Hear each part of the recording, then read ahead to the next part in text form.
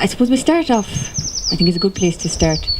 What can people do to address this plastic issue? We're focusing on the plastic issue here, the trash, the waste. Your initiative here is fantastic. I think to deal with this problem, it has to be dealt with on a local level, largely. We made this movie, I think, 5 years ago now, and it was part of a growing movement. That movement has continued to grow, an understanding, I think, that we have that since the 30s, we've started consuming an enormous amount, and really up until about 10, 15 years ago, nobody really noticed that there was an awful lot of leftover that we were putting somewhere, which wasn't going to degrade, or if it did degrade, it would not help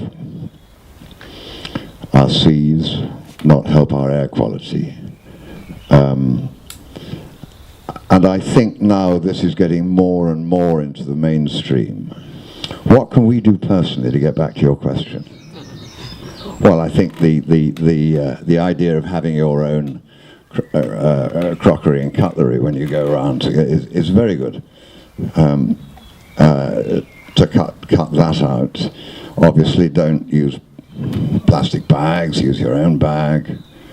And what I tend to do is, if I'm buying something, say a pair of scissors, then when I get to the checkout, I leave the packaging behind at the checkout, despite complaints. And I say, I didn't buy the packaging, I bought the scissors, I wanted the scissors, that's all I want. The rest, you deal with. And I think if we all do that enough, then it might go back up the chain, and they might say to the suppliers, listen, try and cut down your packaging because we're being landed with it. Talk about it. Allow it to be, to look at things and see, are they biodegradable? Think about how often you change your mobile phone or your computer, which is very difficult to get rid of your old one. I mean, they say, no, we send them out to Africa, they use them in schools there. Yeah, fine. What about after that? I think personally that anything is, I mean, basically what we have to do is we have to start recycling centres wherever we can. And anybody with any entrepreneurial nous should look at Ireland and say, what's the bulk? Where's a good point to put these recycling centres? Let's get investment, let's build them, let's show they make money, so that when people say in Cork or Dublin we're going to build an incinerator to get rid of what we can't reuse, we can say, no, wait a minute, we can actually recycle whatever it be, 75%, 80% of it. And my ideal recycling centre would have a place at the front, a sort of in depot, where anything that couldn't be recycled would be left. And I'd have a group of people sorting out what we deal with that. How do we deal with that? Do we get the government to talk to the manufacturers and say this will have the most enormous tax if you're going to sell this, because it can't be recycled? If you make products that can be recycled, you don't pay the tax. So unrecyclable products will become more expensive and therefore be forced out of the market. And I hope one will be able to see that recycling can make a profit, so that it's viable. And then we will, if we charge people for their rubbish, even though my son-in-law, Richard Boyd Barrett, would disagree with me, but if we charge people for their rubbish, then people will take individual care not to produce much. Those are some of the ways that I see our way forward, which I think in 50 years will seem like absolute common sense, but at the moment it's spearhead movements like yours, which are just reminding people that rubbish ain't something which just goes away. There is no away. Away doesn't exist. So, just one more question. I want to ask how you perceive Ireland comparative to the rest of Europe. In its, we had a plastic bag tax here, first place in the world. So, does that make us kind of a green country? We certainly should be a green country because you are probably one of the most beautiful countries in Europe, and you are one of the least populated, and one of the problems of most of the countries in Europe is there are too many people. So you should be ahead.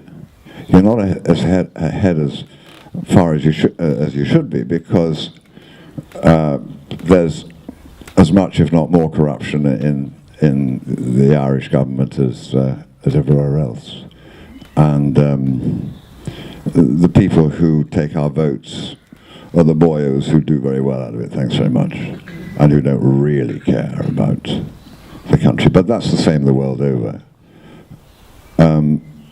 We're fighting an incinerator in Cork. We lost the fight for the one in Dublin.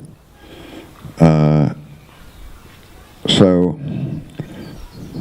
I'd love to say that Ireland was ahead. It has a chance to be. Because, of course, one of your greatest assets, apart from your low capital gains tax, is your countryside for tourists. I mean, it's the most beautiful. Here, for God's sake, look at this day today here in Dingle. And I drove out from Skibbereen this morning, and I thought, I'm going through the most beautiful countryside in the world, and there's very few other people here. And Ireland, if it is to shine in the next century, it seems to me that tourism, welcoming visitors, pouring beautiful stuff down their throats, showing them wonderful craft in this world where everything seems to come from Habitat or Next. Your streets ahead there, and that is what should be concentrated on throughout the country. It's like Ireland. I mean, I've only been here about 25 years, but it's like the promised land when the weather's good. And even if you dress for it when the weather isn't good, it's pretty good. There's no wonder why there are so many Germans here, for instance. Because if you've been to Germany and you come to Ireland, you think you've come to the promised land. So that is where Ireland is way ahead. Now, of course, the Irish, because of your history and because of everything else, you don't realise that. And in the main, I think people don't realise that is what sets this wonderful island apart.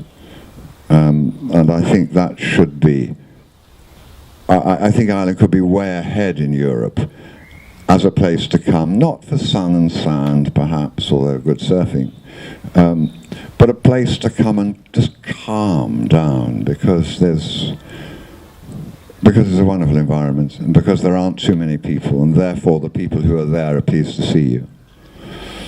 And I think to be environmentally aware and to be in the forefront of this change, never mind that what is happening in Indonesia is happening in Indonesia, or what is happening on the shores of the Lebanon is happening. Never mind that. If we change, if we show that taking care of what we are throwing away, if we can be at the forefront of that sort of thinking, then I think it'll spread.